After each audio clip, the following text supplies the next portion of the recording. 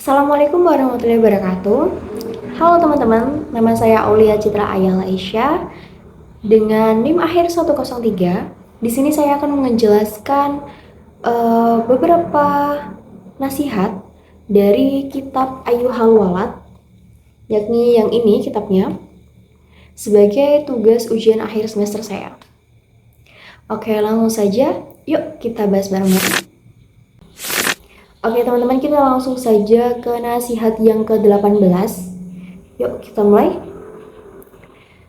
Summa innaka sa'altani, summa kemudian innaka sesungguhnya kamu sa'altani telah bertanya siapa kepadaku, anil ubudiyah tentang penghambaan, wahia adapun salah satu asya ialah 3 perkara, ahaduha adapun nomor satunya, muhafadzatu amri syar'i ialah menjaga perintah syariat, wasaniha adapun nomor 3-nya, ar-ridho ialah rela, bil qada'i dengan qada, wal qadari dan qadar, wa qismatillahi ta'ala dan pembagian Allah ta'ala, wasalisuha adapun nomor 3-nya, tarku ridho'i nafsik ialah meninggalkan kerelaan nafsumu, fi thalabi ridho'illahi ta'ala untuk mencari ridho Allah ta'ala.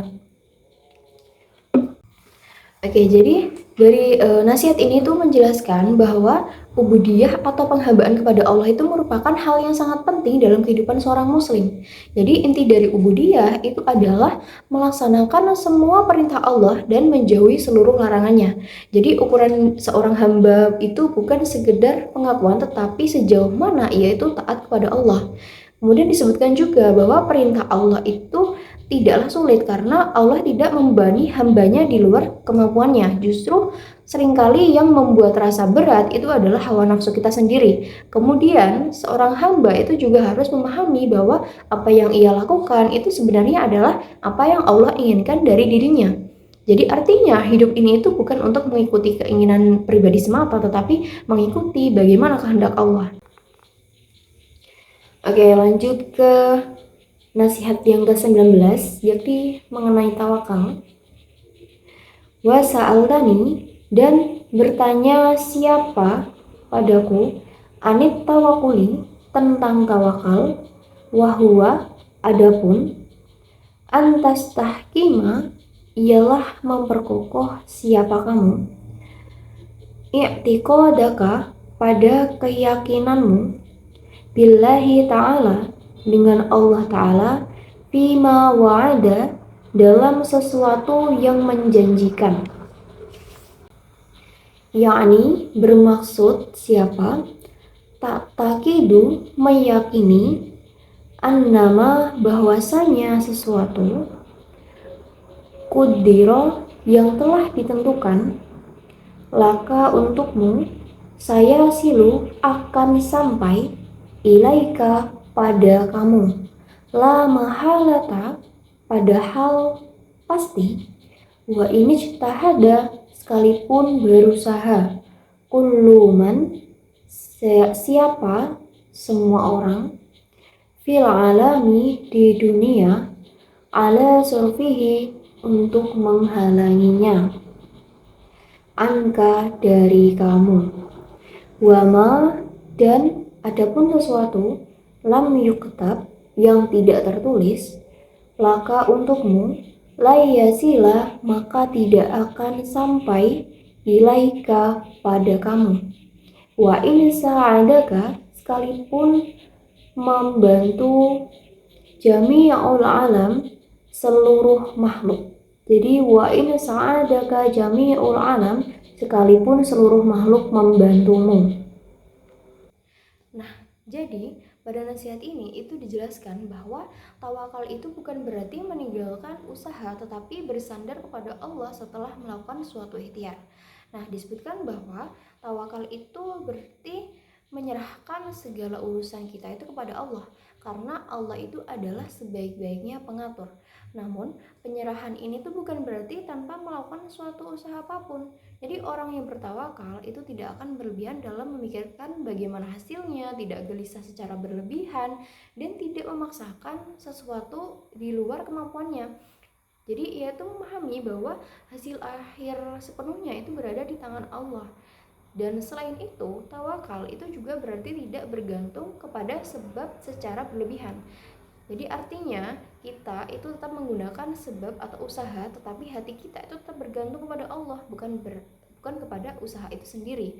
Kemudian disebutkan pula bahwa orang yang bertawakal itu akan mendapatkan kecukupan dari Allah, karena Allah itu menjamin kebutuhan hambanya yang benar-benar bersandar kepadanya.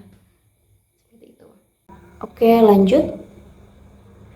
Wasa'al tani, dan kamu bertanya kepadaku, anil ikhlas, tentang ikhlas, wahwa, yaitu antakuna a'maluka, saat semua amal perbuatanmu kullaha Allah Ta'ala, hanya untuk Allah Ta'ala, la yartahu qalbuk,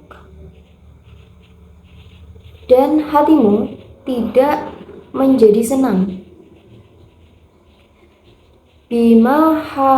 bimahamidin nas, dengan pujian-pujian dari manusia, wala tubali, serta tidak memperdulikan bimudammatihim, ejekan-ejekan mereka. Oke, jadi dijelaskan bahwa ikhlas itu sebagai membersihkan amal dari segala bentuk niat kepada Allah. Jadi artinya dalam setiap amal itu tidak boleh ada tujuan lain seperti ingin dipuji, dihargai, atau dilihat oleh manusia.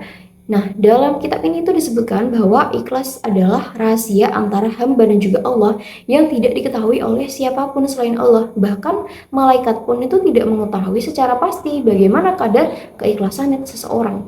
Amal yang ikhlas meskipun sedikit itu akan memiliki nilai yang besar di sisi Allah. Sebaliknya, amal yang banyak tetapi tidak ikhlas itu bisa jadi sia-sia. Kemudian disebutkan juga bahwa amal yang dilakukan tanpa keikhlasan itu tidak akan bertahan dan tidak akan diterima oleh Allah. Oke, lanjut. Wa'lam, dan ketahuilah, anna riya, bahwasanya riya, yatawalladu, ialah terlahir, min ta'dimil khalq, dari mengagungkan makhluk. Wa'ilajuhu, adapun obatnya, andarogum, ialah meyakini musahorina, pada tunduknya mereka, tahtal qudrah, di bawah kekuasaan Allah. Tasabuhum, dan anggaplah mereka, kala jamadati, seperti benda-benda mati, fi adami qudrati isolir rohah, dalam hal yang tidak mampu mendatangkan ketenangan atau ketentraman, wal masyaqqah, dan penderitaan, litahluso, supaya kamu terlepas, min muratihim, dari berbuat riya pada mereka, wa mata, dan ketika atau selama, tahsabuhum, kamu masih menganggap bahwa mereka dawi kudrah, memiliki kekuasaan, wa iradatin layyaba'uda, dan kehendak, maka layyaba'uda an-karriya, maka sifat riya tidak akan jauh darimu. Kemudian, ayyuhal walad, wahai anakku, wal baki, sisa, min masa ilika, permasalahanmu, ba'duha masturon yang lain tertulis fi musannafati dalam kitab-kitab karanganku fajluhu sammah, untuk itu carilah di sana. Wa kitabatu ba'diha haram, adapun menulis sebagian dari permasalahanmu itu adalah haram. Oke, jadi riya itu dijelaskan sebagai melakukan amal bukan karena Allah, tetapi karena manusia, seperti ingin dilihat, dipuji, atau mendapatkan penilaian baik dari orang lain. Nah, riya ini tuh termasuk penyakit hati yang sangat halus ya, sehingga seringkali itu tidak disadari. Bahkan seseorang itu bisa saja merasa sudah ikhlas, padahal mereka itu ada unsur riya di dalamnya gitu. Nah, disebutkan juga bahwa riya itu bisa menghapus nilai amal, sehingga sesuatu yang secara lahir itu tampak baik itu bisa menjadi tidak bernilai di sisi Allah. Nah, bagaimana cara mengatasinya? Yaitu adalah dengan menyadari bahwa segala sesuatu itu terjadi atas izin Allah. Kemudian tidak terlalu memperhatikan penilaian dari manusia. Kemudian lebih fokus pada penilaian Allah saja. Nah, selain itu seseorang itu juga harus memahami bahwa manusia itu tidak memiliki kekuatan apapun tanpa izin Allah, sehingga tidak layak untuk menjadikan mereka itu sebagai tujuan dalam kita beramal. Nah, jadi dengan demikian seorang hamba itu harus terus berusaha untuk membersihkan niatnya agar tetap lurus hanya karena Allah Ta'ala. Oke, lanjut. Amal berbuat anta kamu bima dengan sesuatu ta'lam yang mengetahui liyang kasyifa agar tersingkap laka bagi kamu ma lam ta'lam sesuatu yang tidak kamu ketahui. Ayyuhal walad, wahai anakku, ba'dal yaum, setelah hari ini, la tas'alni, janganlah kamu tanyakan padaku, ma ushkila alaika, permasalahanmu lagi, illa kecuali bi lisanil jinani, dengan ucapan hati, liqaulihi, karena Allah berfirman, liqaulihi ta'ala, karena Allah Ta'ala berfirman ya, walau annahum,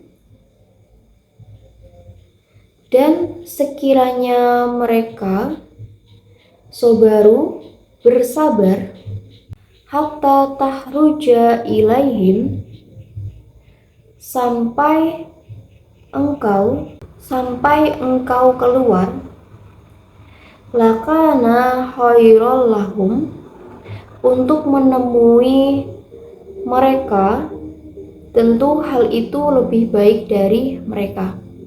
Wakabal, dan terimalah nasihat al-Khidir alaihi salam, nasihatnya Nabi Khidir alaihi salam, hina qala, ketika beliau berkata, fala tas'alni, janganlah engkau bertanya kepadaku, an syai'in, mengenai sesuatu, hatta, hingga atau sampai, uhdisa laka minhu dzikra, sampai aku ceritakan padamu sebagai penjelasannya.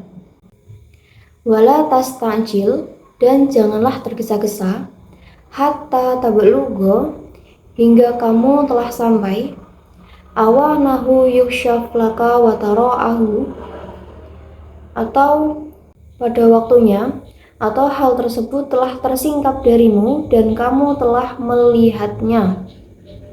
Sa'urikum, dan kelak akan aku perlihatkan, ayati, kebesaran-kebesaranku. tanda-tanda kebesaran-kebesaranku.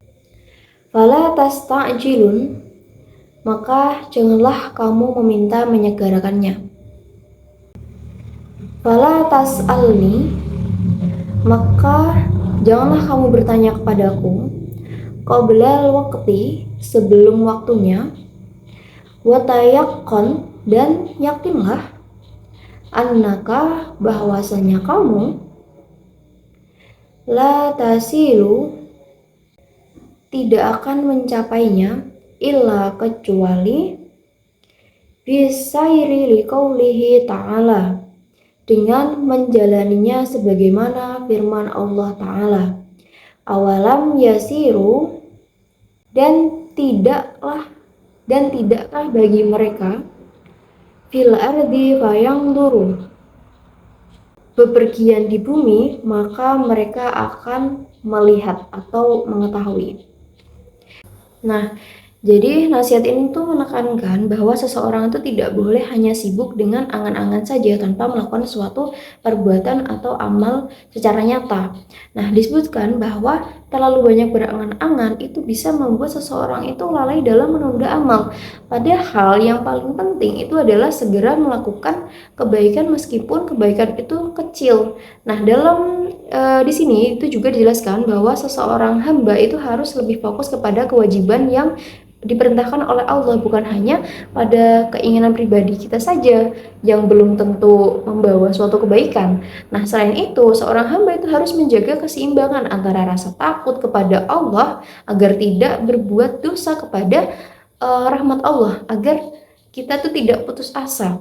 Nah, keseimbangan ini tuh penting agar seorang hamba itu tetap berada di jalan yang benar, tidak terlalu merasa aman dan tidak juga berlebihan dalam ketakutan seperti itu. Baik, sekian pemaparan penjelasan dari saya mengenai nasihat dari kitab Ayyuhal Walad ini. Semoga bermanfaat bagi kita semua. Terima kasih. Wassalamualaikum warahmatullahi wabarakatuh.